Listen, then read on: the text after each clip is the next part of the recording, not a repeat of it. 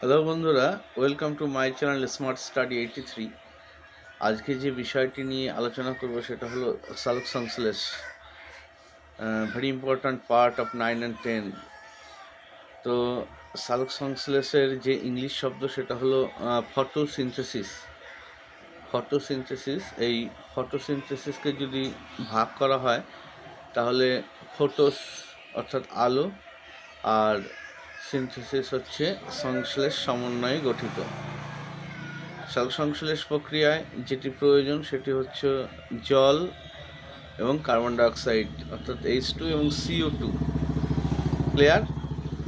আচ্ছা, তো সালোক সংশ্লেষ প্রক্রিয়ায় গাছ তার রান্না প্রস্তুত করে এবং পাতাকে গাছের রান্নাঘর বলা হয়। ক্লোরোফিলের সাহায্যে এই রন্ধন প্রক্রিয়া সম্পন্ন হয় পাতার সবুজ অংশে।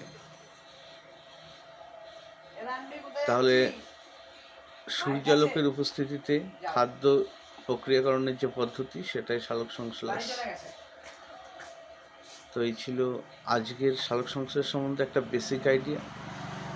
যদি ভালো লাগে চ্যানেলটি সাবস্ক্রাইব করবেন, পাশে থাকবেন।